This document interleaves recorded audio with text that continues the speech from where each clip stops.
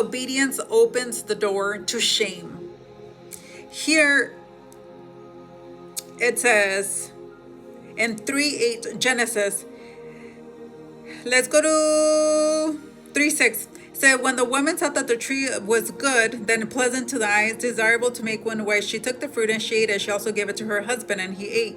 Then the eyes of both of them were open, and they knew that they were naked, and they sewed fig leaves to cover and made themselves coverings. And they heard the sound of the Lord God walking in the garden in the cool of the day, and Adam and his wife hid themselves from the presence of the Lord God from the trees.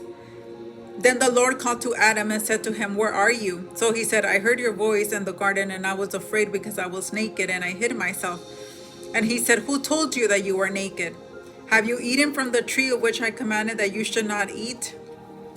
But what is interesting to me here is that when I was reading before, that when it says that God made Adam and Eve, it says that they were both naked and they were not ashamed.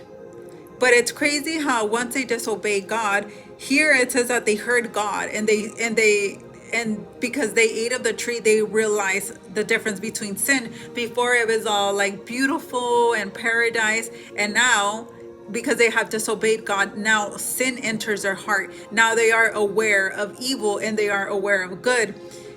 And they are aware that they disobeyed the Lord. So when they hear God, instead of having a close relationship with God like they did before, now they're scared of God because they're scared of the consequences. And it says that God told Adam, "Where are you?" And he said, "I was afraid of you, so I hid." And he said, "Why did you hide?" And he said, "Because I'm naked." And then the Lord said, "Who told you that you're naked?" See, at that moment, before they were naked.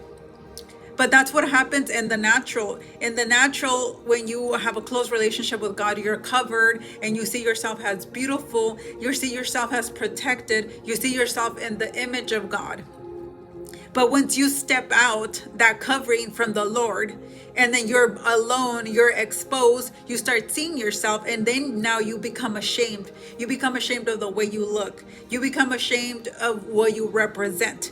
That's why you see so many women doing modifications to themselves, because they are ashamed of the way that they look. They might come across as they are very confident, but it's the opposite. It's not confidence. They're very, very insecure, and they want to overcompensate by getting procedures done to fix the pain. But the pain cannot be fixed by procedures. The pain could only be fixed by God.